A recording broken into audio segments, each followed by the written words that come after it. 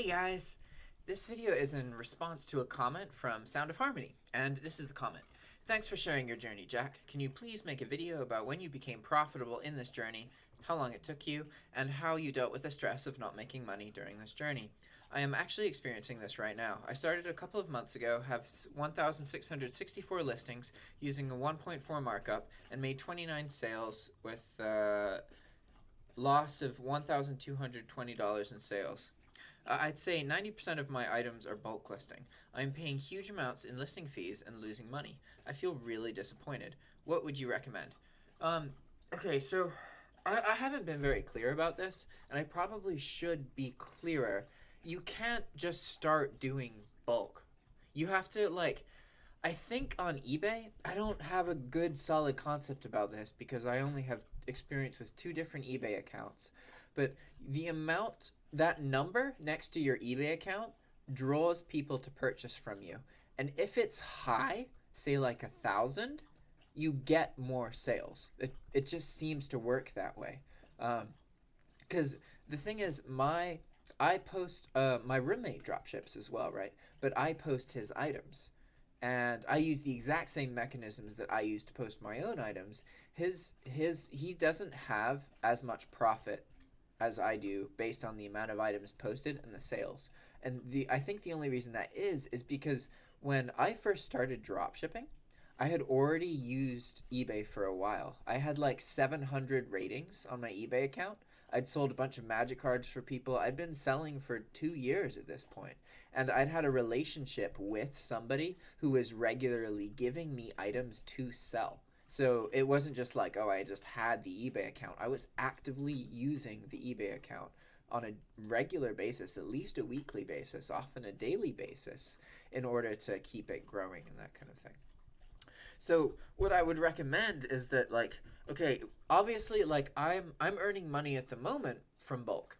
I'm not earning a whole lot of money, especially considering how much I'm earning eBay way more money than I'm earning myself. I'm earning between 1 and 2,000, give or take, That's a pretty rough estimate, but it's not going to be much more than that, and it's not going to be much less than that. Because at this point, I'm not able to exclusively live off of my dropshipping money, but I am able to live off of it and some other sources of income in my life, right? Because I still work my day job. So if you find that what you need to think about really is how much you can afford to lose money-wise, because you're not losing money. You think that you're losing money, but in reality what's happening is you are paying to learn something, okay? So if you feel, if you're losing $1,000 a month is a lot. I guess I need to go back to the beginning of when I started. So bulk is something that I started once my account got big. And after I tried manually optimizing items for a while, I was doing it for 7 or 8 months. I got to a point where my goal was to get to 1,000 manually optimized listings, right? So this is 5-10 minutes per listing. And I got to 700 or 800. And then I started messing with bulk, and I just accepted, hey, I might lose some money, but I think I can learn a lot, and that this could be something very profitable in the future. I just have to... The comparison I think about a lot is the cost of a college degree. So this can range a whole lot. And if you're talking about 4 years of learning, right? And theoretically, a college degree will teach you what is necessary in order to earn a living, right? Unfortunately, the reality is that it doesn't teach you what's necessary. It either A, gives you networking opportunities to find an opportunity that you wouldn't have found if you weren't in college, or B, it gives you a credential that will allow you to get hired, basically. Whereas a lot of people, they just don't hire if you don't have a college degree. The reality is it's all about having that degree. It's not about the things that you learn during college. While they are relevant, it's about having the degree and the relationships with other people that you develop. Because if you can manage... Wow, I'm being really abstract. This isn't about college. That's a whole separate rant. What you're asking about is because you're worried, maybe you want to give up, but you have to figure out what you can afford to pay in order to learn about dropshipping. And that is $1,200 is a lot of money. That is, if I was you and I was losing that much from bulk, I wouldn't do bulk at the moment. I would just work on optimizing all of my listings and optimizing the titles, because the reality is, yeah, it's more boring, it's more time spent, but you're not going to lose money if you're optimizing your items. You just won't. Like, it's incredibly unlikely that you're going to lose money. So every month, when I started with an optimized store, I made money every month. It was just like 100, 200 bucks. It wasn't that much. The reason that I lost interest in optimization versus bulk is that it stopped growing exponentially. Whereas with bulk, as long as you're able to keep posting more items, you have the ability to grow exponentially. So it isn't profitable until you have a big account, and also until you're able to guarantee that at least the cost of posting items is paid for by the sales that you do get, right? So I would encourage you to just find ways to grow your eBay account. And I don't know if you're international or if you're domestic, but there are ways that I know you don't, if you've only drop shipped, then the idea of selling physical items is probably pretty frustrating. But you can earn some pretty good money doing that. And what I typically did is I had a commission rate, right? So I would sell items for people if they gave them to me. I wouldn't give them any money straight away. I would only give them money once the item had sold after like a week or two, right? So they would give me their items, and these are items that they weren't going to sell anyway, so I'm doing a service to them, right? And I would sell the item, and then I'd give them 70% of the profit. So this can be a base for you to work off of, is to do 70-30. If you have a really good, if it's more work, then you want to do a 50-50 split. But if you can find a 50-50 split when somebody's giving you items and not expecting payment up front, that's really good. That's a pretty solid relationship. So really the key there is figuring out how can you get a large quantity of items to sell, because you want to max that number on your account. The most efficient, the way I earned most money at any point selling stuff on eBay was selling Magic the Gathering cards. And the way I just got lucky, and a friend of mine had a bunch of them, and he already knew which ones were valuable, and he just gave them to me, and I sold them, and I gave him 70% of the profit. And so keep in mind, this isn't 70% of the sale. This is 70% of what's left over after eBay takes their cut, PayPal takes their cut. You incorporate shipping, tax, everything, right? So the real profit, I would give them 70% of that, and then I'd take 30. And it was, if you can find somebody with an extensive Magic the Gathering card collection, I strongly encourage you to find ways to do that. Because I didn't know anything about Magic. And even so, I was still able to earn a lot of money off of it. Some of those cards, they're tiny packages, right? So they only cost like $2.60, 63 cents or something like that. No matter how many, if you sell a pack of 4 or a pack of 1 or a pack of 12, it costs $2.63. It's like a flat fee because it's below the minimum 3-ounce threshold of a first class package, right? So if you can find Magic cards, I recommend you do that.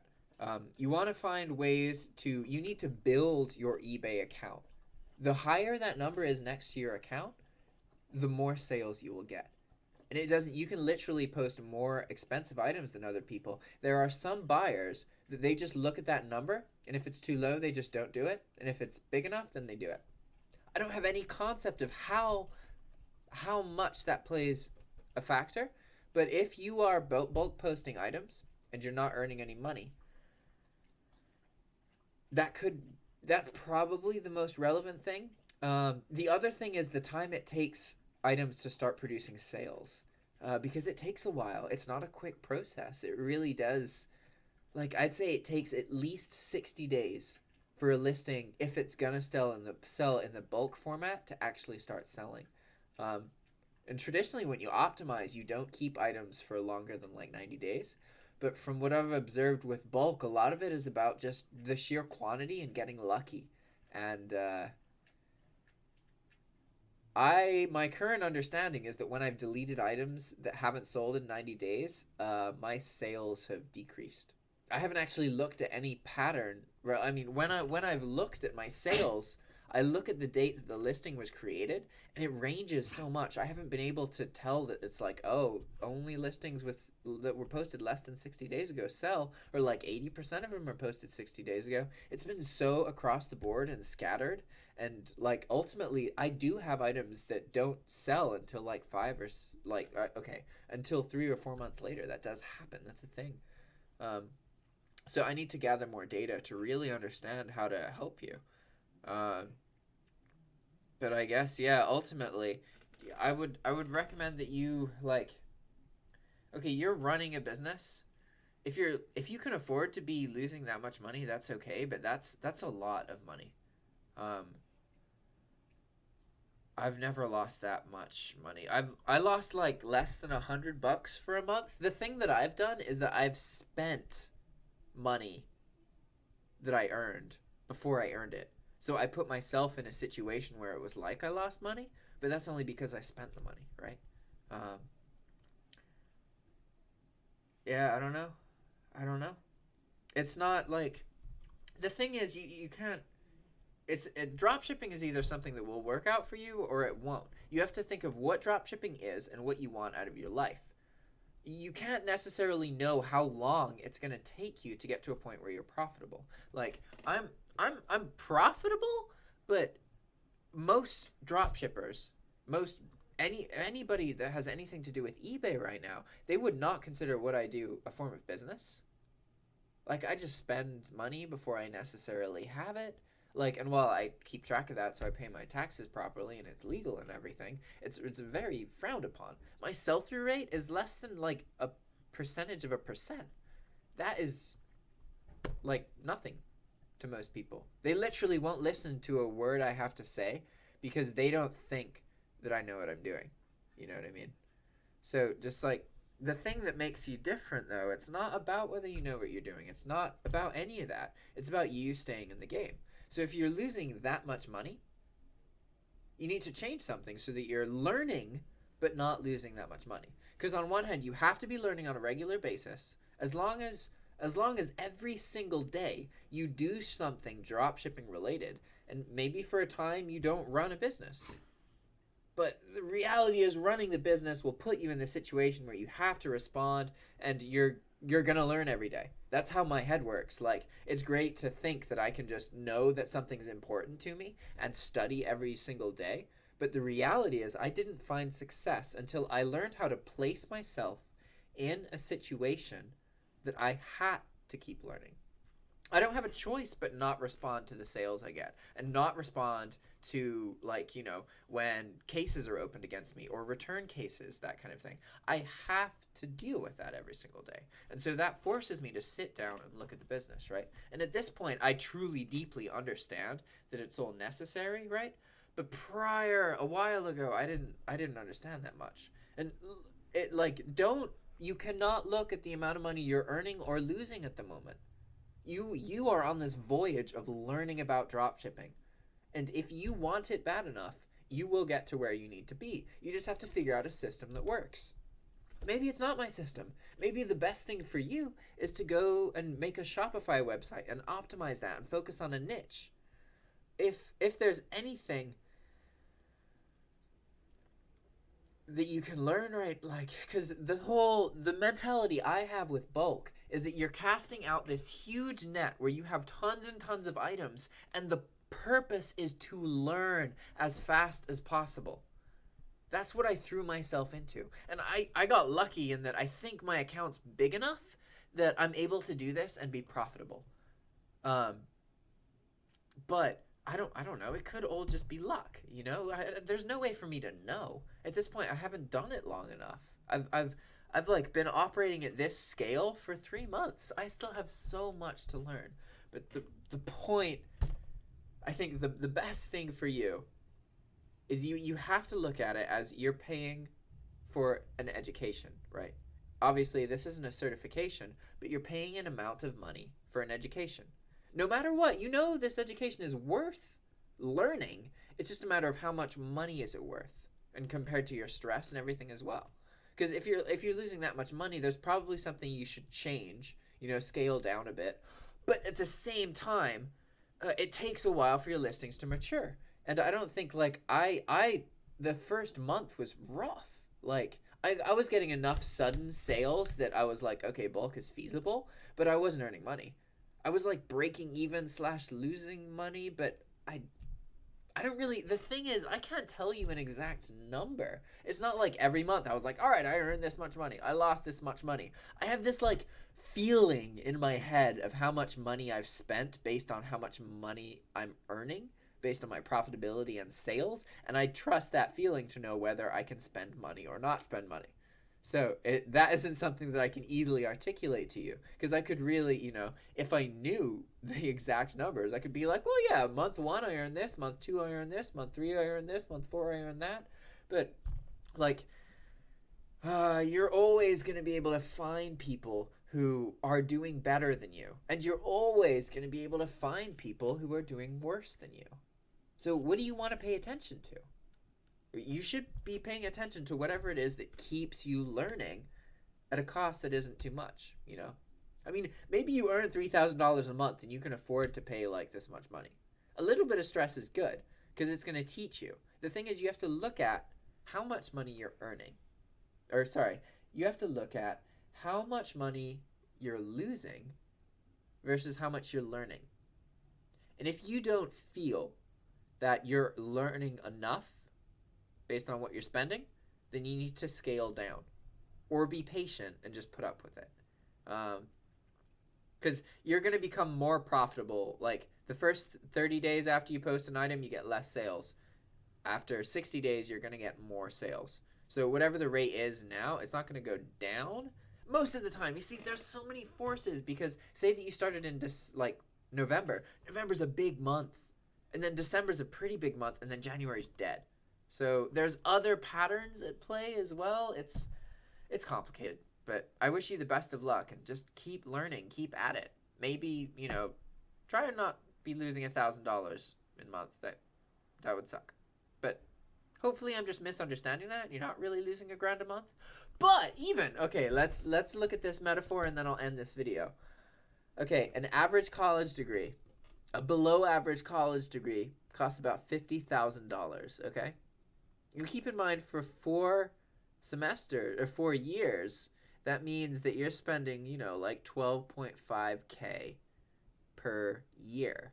So that means like $6,000 a semester.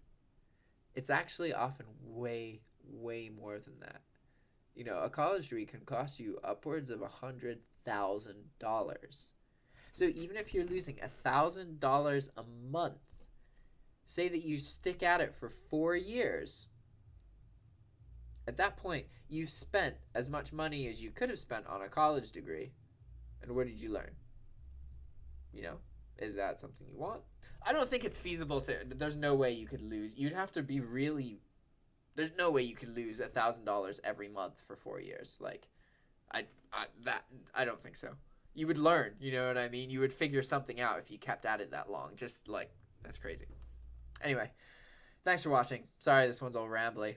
I've never done like a direct response to something like this, so I hope that helps, because I'm trying to just I want to reach out to you, the person who wrote this response, and talk about it as much as I can, and hopefully something that I talked about was useful. All right. Good luck.